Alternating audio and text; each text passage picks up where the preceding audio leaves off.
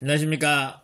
반갑습니다. 오늘은 유치권 물건을 경매로 낙찰받았을 때 어떻게 처리하는지, 즉 형사고발 조치 및 인도명령 신청, 명도소송에 대한 것을 알아보는 시간을 갖도록 하겠습니다. 저는 수성대학교 영남이공대 평생교원 경매과정과 실전투자과정 경매학원을 운영하면서 매일경제 CEO4름 강사 및 한의대 겸임교수를 하고 있는 서견 김동수 박사입니다. 저는 맥 잡는 실전 경매 교재를 중심으로 해서 강의를 하고 있습니다. 필요하신 분 있으면 연락하시면 되겠습니다.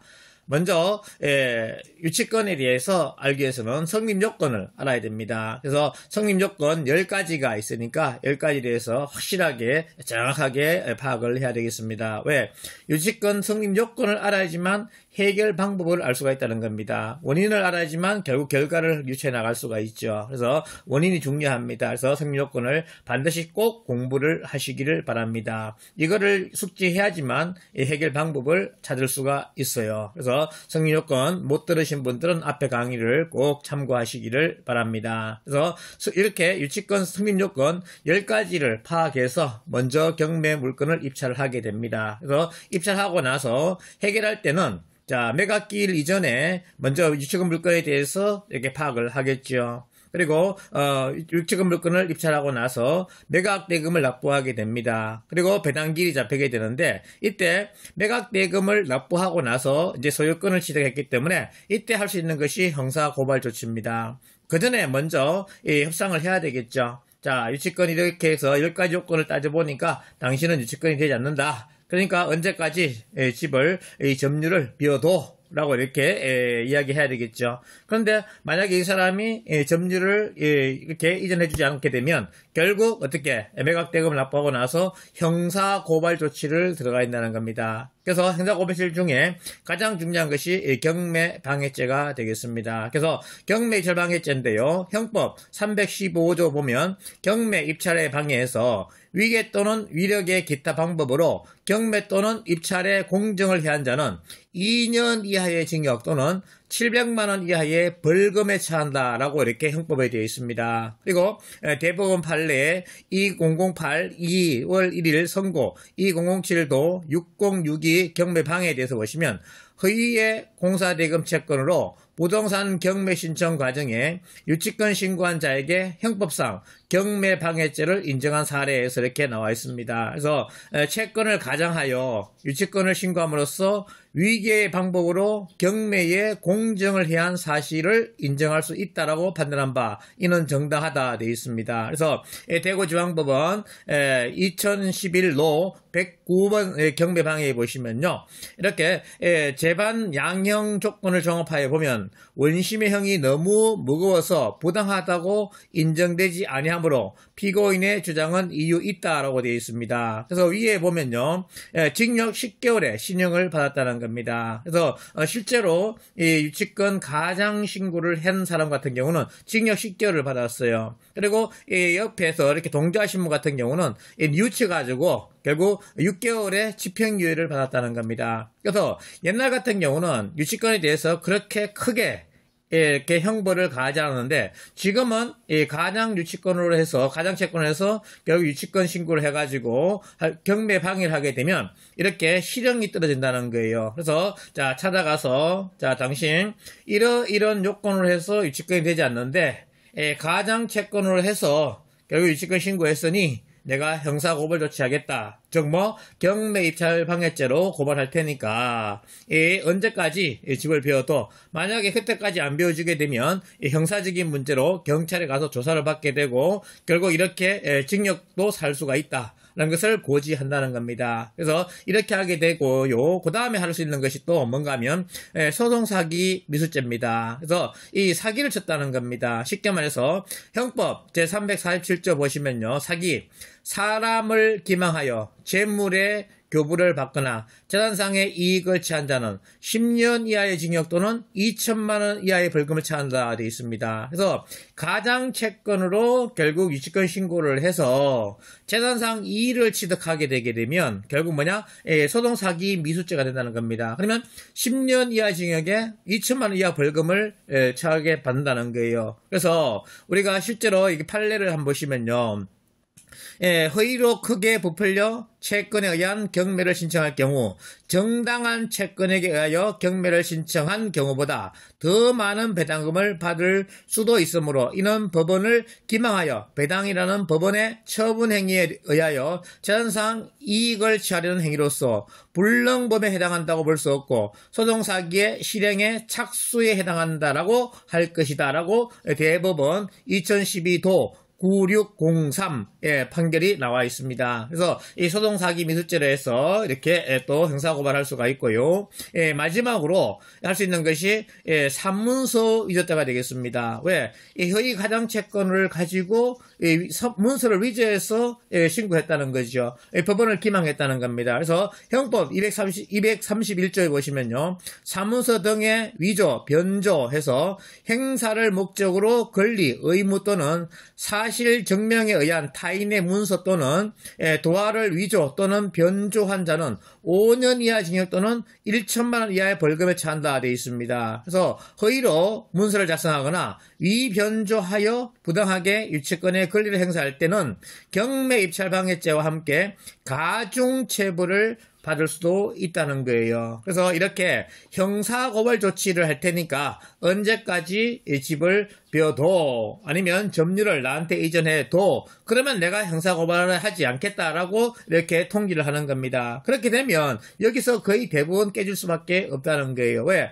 실제로 유치권 되는 것이 잘 없습니다. 거의 10건 중에 거의 9건 이상은 가장이라 보시면 돼요. 이 한 건 정도가 성립할 수가 있는데 그것도 쉽지가 않은 그런 상황입니다. 그래서 이렇게 형사고발 조치를 해서 내가 할 테니까 반드시 너가 언제까지 집을 점유를 이전해둬라고 이렇게 통지하면 그렇게 점유를 이전받을 수가 있다는 겁니다. 그러면 유치권이 해결되는 거죠. 이제 그럼에도 불구하고 이 사람이 정당한 채권자라고 주장하면서 불응을 하게 되면 이제 두 번째로 할 수 있는 것이 인도명령 신청이 되겠습니다. 인도명령을 하게 되면요. 입증 책임은 낙찰자가 해야 돼요.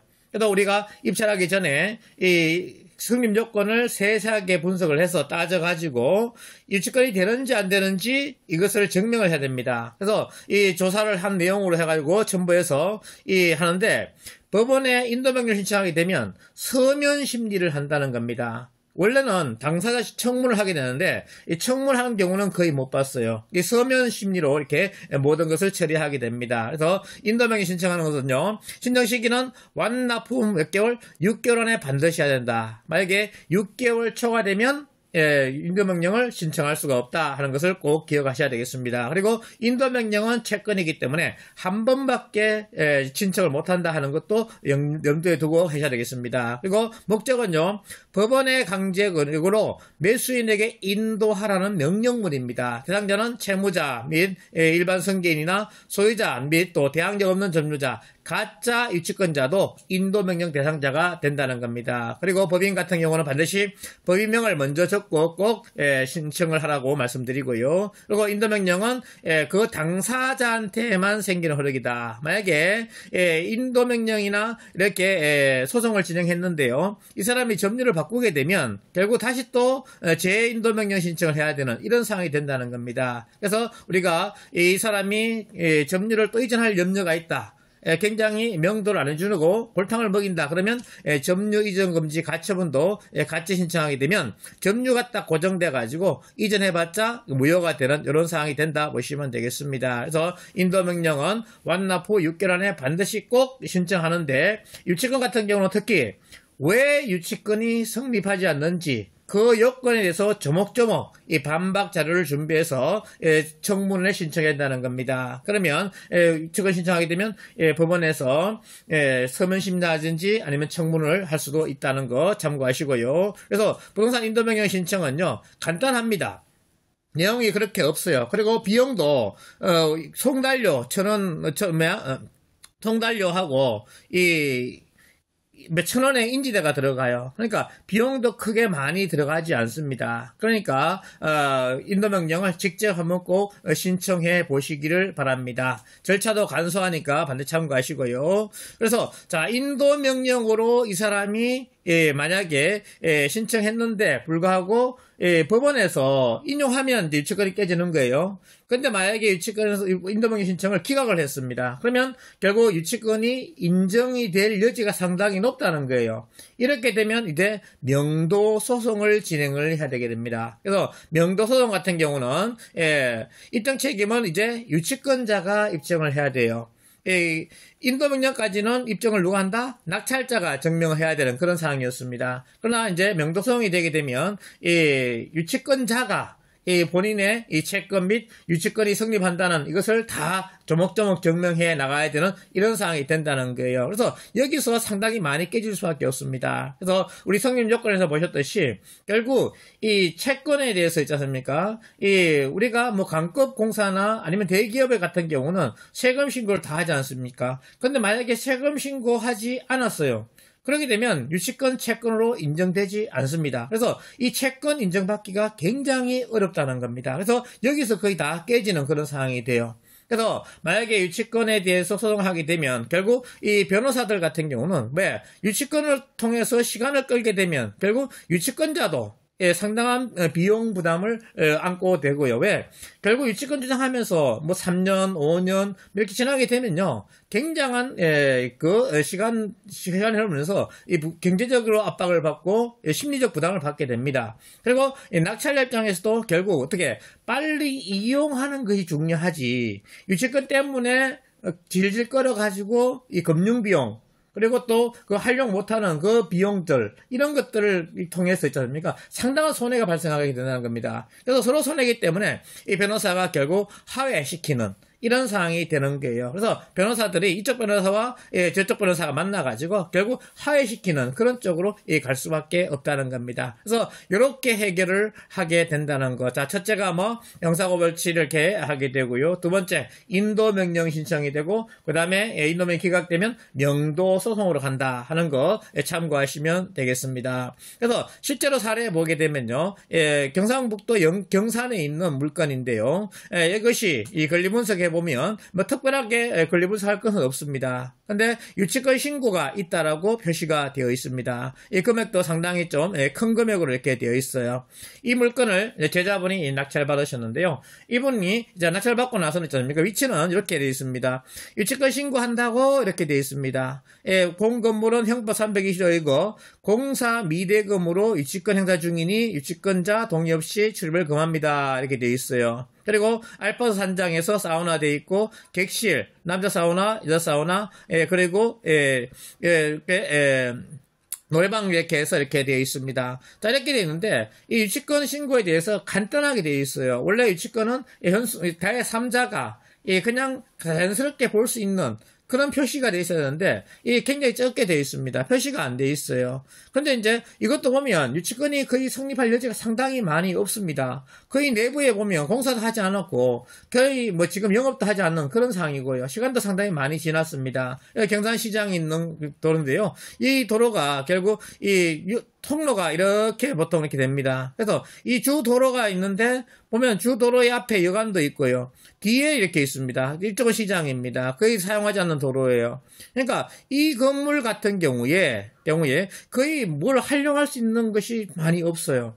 그래도 우리 일반적인 사람들 같은 경우는 자 이거는 거의 뭐 낙찰받기가 쉽지 않다라고 생각을 했었습니다. 그래서 단독 입찰을 이렇게 되는데요. 이분 같은 경우는 목적이 있어요. 뭘 목적? 이렇게 요양병원을 하고 있다는 겁니다. 그래서 이 요양병원을 통해서 지금 하다 보니까 결국 이분 같은 경우는 시간을 끌어가지고 하는 것이 중요한 것이 아니고 빨리 합의하는 게 중요한 거예요. 왜? 요양병원을 하게 되면 침사 한 개당 거의 200만 원 돈이 나오게 됩니다. 침상이 100개면 어떻게 되겠습니까? 결국 한 달에 2억의 수익이 생기는 거죠. 그런데 유치권 때문에 시간을 끌어가지고 한 달에 2억의 손실을 보는 이런 룰을 보면서는 안 되겠죠. 그래서 이분 같은 경우는 빨리 가서 만나가지고 결국 유치권자들하고 합의를 했다는 거예요. 유치권들 입장에서도 시간이 많이 흘러가지고 지쳤고 그 다음에 또 유치권도 실제로 성립이 되지 않는 이런 상황입니다. 왜?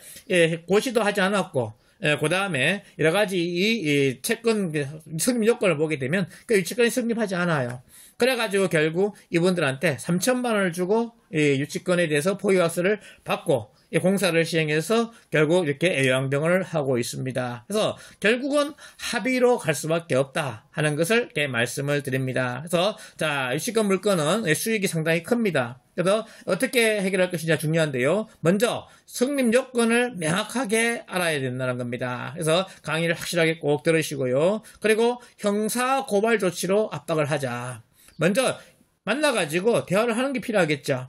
자, 이러해서 유치권이 성립하지 않는다. 언제까지 비켜도.